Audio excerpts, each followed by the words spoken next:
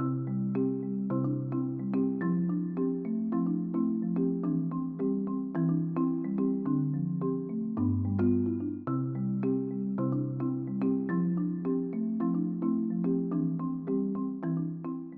going to build really from where Ed has left and scale you down to the continent of Africa. But before I go to my case study, I just wanted again to downscale what Ed has presented and just show you the statistics for Africa as well. So agriculture, forestry, and land use, we know very well globally, it contributes to 24% of greenhouse gas emissions. So when you look at emissions from agriculture across different continents, this is really striking. You see Asia there with about 44%, and then Latin America coming quite a further second at 17%, and Africa at 15%. This, to me, with the kind of challenges that at least 500 million people still going hungry, most of whom will be in Africa, and a lot of smallholder farmers, and seeing this level of emissions from the African continent, for me, is alarming, because it shows that despite absolute emissions on the continent being relatively small, let's get that correct, because obviously if you look at other sectors, Africa is very small, so absolute emissions from Africa are still small. But for agriculture, we can't have that same kind of an argument.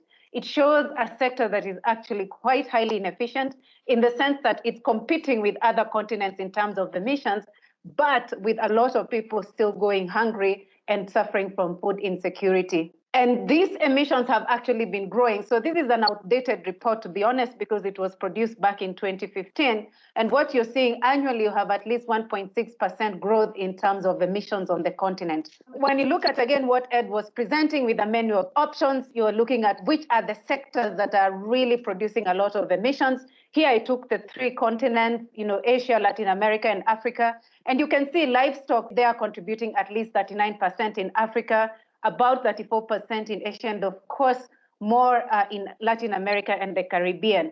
But if you look at the chart on top on the African side, you see the livestock, that's mainly methane, as well as manure left on pasture.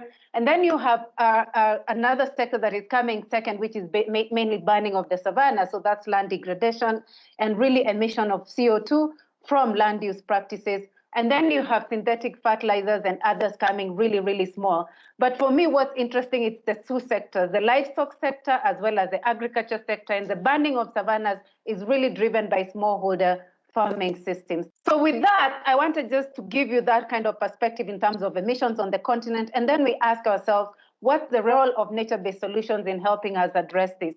And I'd like to pose a question here. Nature-based solutions for what? What are we trying to solve? We've got a whole complex of problems. And so are we trying to solve the climate crisis? Are we trying to solve the biodiversity crisis? Are we trying to solve the food and food and nutritional insecurity crisis? Or are we trying to solve all of them? It really depends on where you're sitting. I know very well, I've been to meetings where people think of nature-based solutions as a solution for biodiversity loss.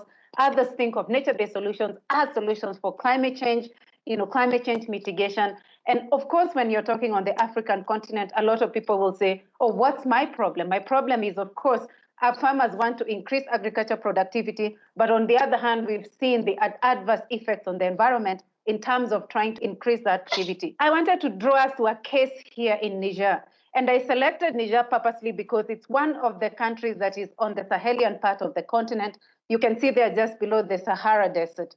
These are countries that are really, really constrained because they are arid and semi-arid.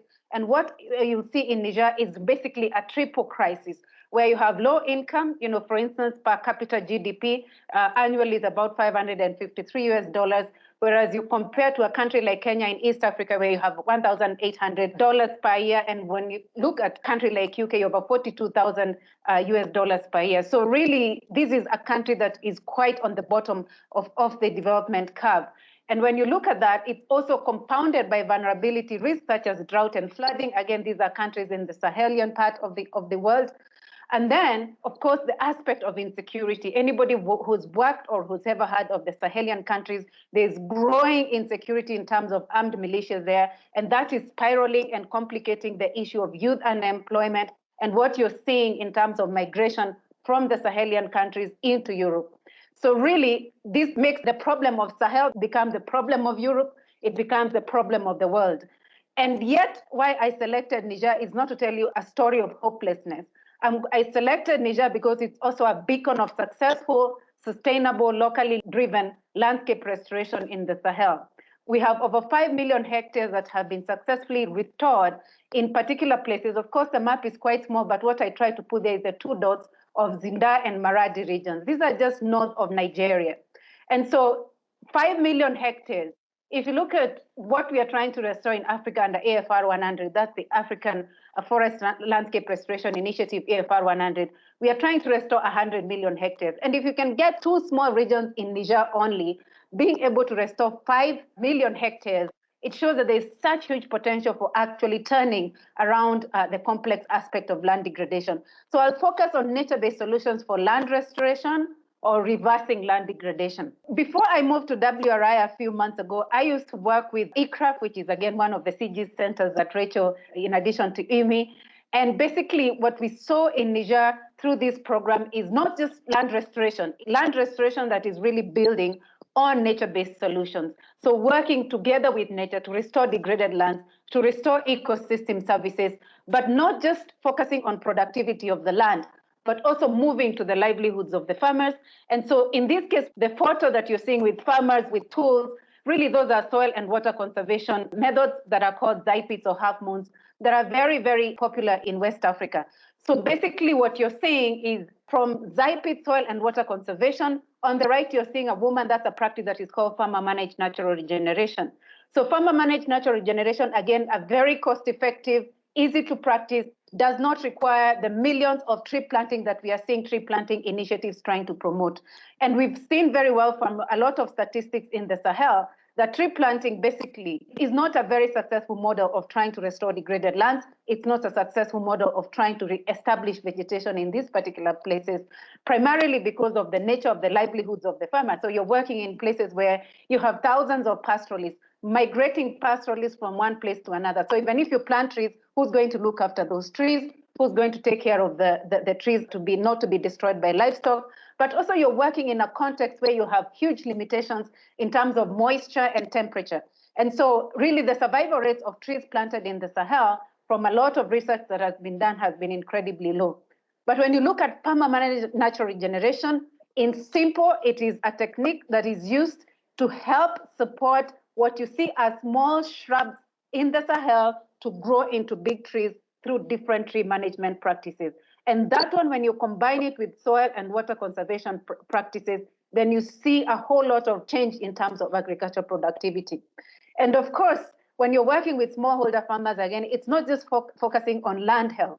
Also, what we realize is you have to focus on the economic aspect because you're working with farmers who are looking at what does that mean for my children to be able to go to school?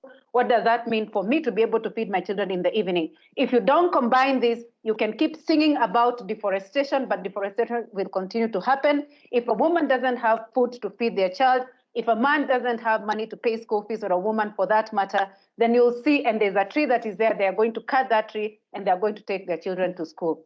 But in this case, if you're combining with income generating activities, and here what we are trying to do is you have from nursery trees that are modeled along business models, SMEs, as well as really increasing the value of trees through grafting and other vegetative propagation techniques. And with this, you're building small SMEs, small scale to medium enterprise businesses that are working from the tree production side, from the agricultural production side, to the marketing side. When you get fruit trees, when you get other kind of outputs and products from these ecosystems, you're able to get income generating activities. So it's not just on the productivity, it's also aspect of marketing, aspect of value addition, it's aspect of income generating activities. So basically, if you ask me, what did we learn from Niger?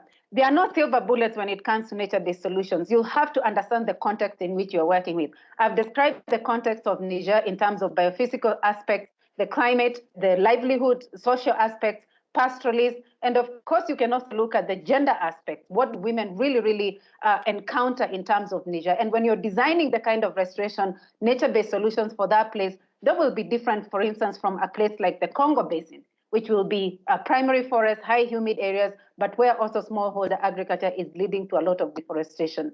So you have to understand the context. And this is just a very simple diagram that I try to put in terms of how the nature-based solutions can be able to help us restore degraded lands And what you're seeing there is impact on soil health on the top. So when you work on soils, you're increasing soil health, increasing productivity, increasing vegetation on the other side. And then that links to climate change because, of course, when you use nature-based solutions, when you're using, for instance, farmer-managed natural regeneration, what you're getting is more soil organic carbon. You're sequestering and you're keeping more soil organic carbon in the soil. And of course, that leads to agriculture productivity, and you can see how it links to food and nutritional security. And I did mention the aspect of job creation through different kind of value chains. Here, I only focused on 3 value chains. You have agricultural value chains. But also, really, it's how then that's addressing the global goals of generating ecosystem services, biodiversity conservation, including climate change mitigation and adaptation. So in summary, what I'd like to emphasize is that really for nature-based solutions, the last bit I wanted to emphasize is on policy dimensions and engagement of stakeholders. We have to realize nature-based solutions will be happening and will be scaled in landscapes that are constantly shaped by millions of smallholder farmers. These are not landscapes that are absent of people. And so we have to learn to work with people and to understand that for every community that we are working with, the community is not one homogeneous group. I did mention the aspects of gender. Of course, depending on where you are, you have to think about different kind of social classifications, landless people, migrants, people who are poor, and how you bring them together in terms of really understanding and building a vision for landscape restoration through nature-based solutions. And of course, we've seen interest in terms of carbon offsets to be able to support agriculture. But of course, you have to realize that what WRI is working on through the science-based targets, it's to ensure that private sector actors don't necessarily just look at offsets, but also to ensure that there's complete decarbonization of the value chain so that it's not just offset as greenwashing.